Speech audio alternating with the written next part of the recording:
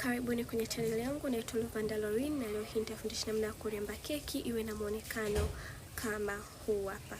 Ili kujifunza zaidi, basi ungana nami kuanzia mwanzo mpaka mwisho wa video hii. Kwanza kabisa itabidi uwe una keki 3 ili keki iwe ndefu. Nina keki 3, nina ya vanilla, nina ya strawberry na nina ya lemon. Link ya recipes zitakuwa kwenye description box. Utaanza kwa kulevo keki yako. Kulevo keki itabidi kati ile pati ya juu ili keki iwe flat, ili wakati wa kubebanisha keki isipinde na haitosumbua pia wakati wa kuremba. Kwa utakata keki hiyo top layer ili iwe flat kama hivi. Na wakaribisha pia wageni wote ambao wameungana nami kwenye channel yangu. Na posti video za mapishi kila wiki, kwa usisahau kusubscribe kwenye channel hii na kuacha comment pia na kulike video. Kama una swali utauliza, nitajibu. Na vipimo vya icing sugar nilotumia vipo kwenye description box, na ni recipe pia, ni full recipe, ipo link yake ipo kwenye description box. Utalevo keki zako zote ambazo utaenda kuzibebanisha kama hivi.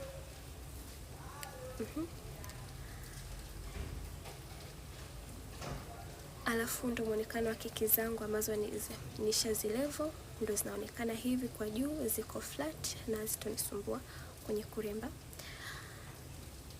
Utachukua base yako utaweka kwenye turning table yako, kisha utapaka icing sugar kiasi kwa chini. Hii itafanya keki isitikisike wakati wa kuiremba, na itaishikanisha na base, haitokusumbua wakati wa kuiremba, pia hata wakati wa kusafirisha. Kisha utapaka icing sugar kwenye ile sehemu ambayo umekata. Hii itasaidia kuunganisha zile keki mbili zisitikisike na zisicheze. Utapaka kama hivyo zote, inategemea na kama unaana, yani hakikisha unapaka kote ambako umekata, na mpaka hiyo ya mwisho utaweka kama hivyo. Kisha utatrim. Hii process inaitwa trimming. Itafanya keki iwe inaonekana imenyooka, haijapinda upande mmoja, haijaelemea upande mmoja. Kwa ni muhimu kutrim keki yako kama keki zako ziko uneven. Hii inatukiaga sana kwenye keki za duara. Keki za rectangle inakuwa sio sana, ama za square. Kwa itabidi utrim kama hivi, unatoa ile excess pembeni ili keki inyooke vizuri. Itakuwa na muonekano vizuri zaidi ukitrim. Na hakikisha una trim keki ikiwa ya moto. Ukiremba keki ikiwa imepoa, usirembe keki ikiwa ya moto. Ukiremba ikiwa ya moto itakusumbua, ukiwa unakata itakatika, yani haitotoka vizuri. Hakikisha unafanya hayo yote keki ikishapoa kabisa, ndio itakuwa rahisi.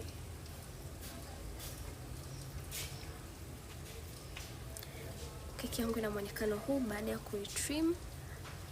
Baada ya hapo utatoa zile crumbs za pembeni, afu utaanza kupaka icing sugar layer nyingine, sio nene sana, nyembamba tu. Hii process inaitwa kupaka crumb coat. Crumb coat inafanya hizi cake crumbs zisiwepo wakati wa kuremba keki.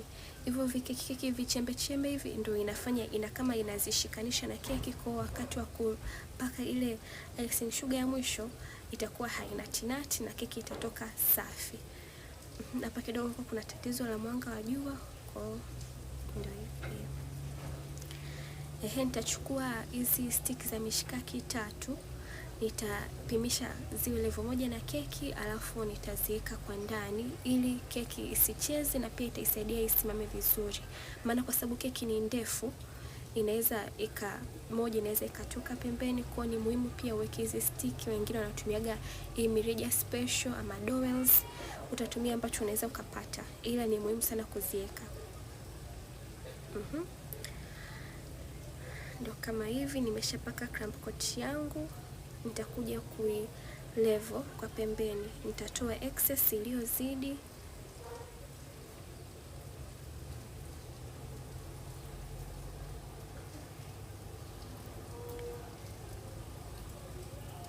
kama hivi. Sio ngumu sana hii process, sio ngumu, na haihitaji keki iwe safi, iwe very neat. Hii hapana, inabidi tu isiwe nyingi sana, kiasi tu cha kuenclose hizi crumb coats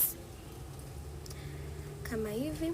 Utaweka kwenye friji kama kwa nusu saa, afu utaitoa. Hii ni baada ya kuitoa kwenye friji, inaonekana hivi. Inabidi uweke kwenye friji maana itafanya icing sugar igande, kwa haitosumbua wakati wa kuremba.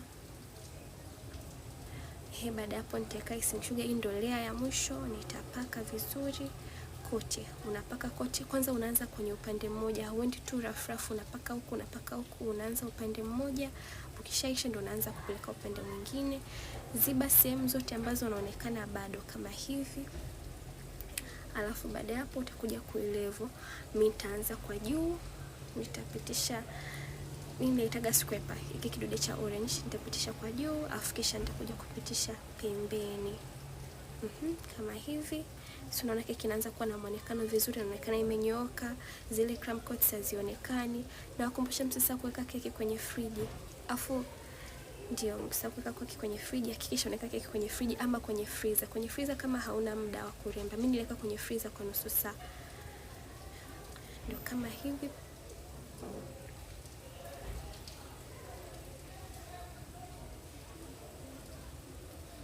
Hii process itachukua muda, ni ndefu sana.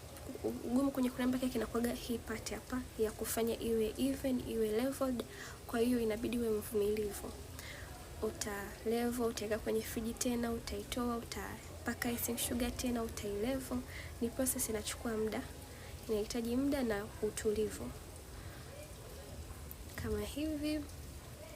Nitapaka icing sugar tena kwa mara ya mwisho, scrape excess, afu nitaweka kwenye friji ili igande. Ni muhimu kuweka kwenye friji. Utaweka kwenye friji ili igande, alafu utaitoa. Ukiitoa itakuwa rahisi zaidi kuilevel.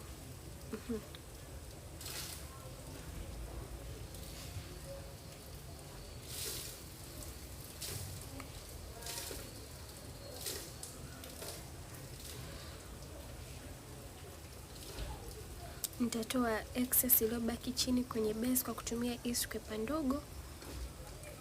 Alafu ndo nitaweka kwenye friji. Utafuta pia na tissue ili base iwe safi. Nitaweka kwenye freezer. Nimeweka kwenye freezer kwa nusu saa, maana haitumii muda sana ikiwa kwenye freezer. Hakikisha yani ikitoka kwenye friji au freezer ukishika kuna kidole hainati. Ndo utapaka sehemu ambazo zina mashimo bado au haujaridhika nazo, utapaka layer nyingine kidogo, sio sana. Afu utai-scrape excess kama hivi. Na wakumbusha, kwenye friji kama una muda, kwenye freezer kama hauna muda. Kwenye freezer itachukua kuanzia dakika 15 mpaka dakika 20. Kwenye friji itachukua muda kidogo, ila hakikisha ukishika hainati. Alafu kwa ajili ya urembo zaidi nitatumia hii scraper hapa yenye matuta kiasi. Ndio kama hivi. Nilivyoitoa kwenye freezer ilikuwa ngumu kiasi, ila you have to be consistent. Unaendelea ku-scrape hivyo mpaka iwe even, iwe ina muonekano mzuri kama hivi. Na elekea ila bado.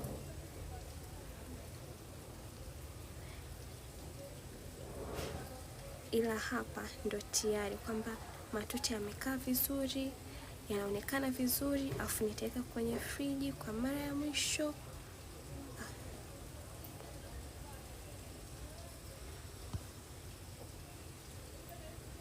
Alafu ndo nitaanza kuiremba. Nitaweka gold chain kwa chini. Hizi zinapatikana kwenye maduka ambayo yanauza vifaa vya keki. Mita ni 1000, sio gharama. Kama hivi. Unaweza ukatengeneza keki yako mwenyewe siku ya birthday, siku ya Christmas, Pasaka na sherehe nyingine yote, ama kama unamtengenezea rafiki yako. Ni rahisi sana, haitumii resources nyingi. Alafu mimi nitatumia hizi glitter balls, nitaziweka kwenye keki ili ziwe zina muonekano mzuri zaidi. Na hizi pia sio gharama, wanauza 6000, 5000, inategemea na unanunua wapi. Nitaweka upande mbili kama hivi. Sasa keki kishaanza kuonekana vizuri, hayo matuta, hiyo gold chain na hizi glitter balls.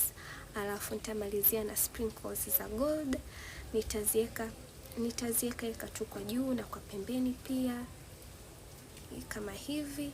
Na mpaka hapo basi keki yako itakuwa tayari. Asante kwa kuungana nami. Kama unapenda video hii usisahau kuacha like. Kama una swali utaniuliza chini nitakujibu. Karibuni tena.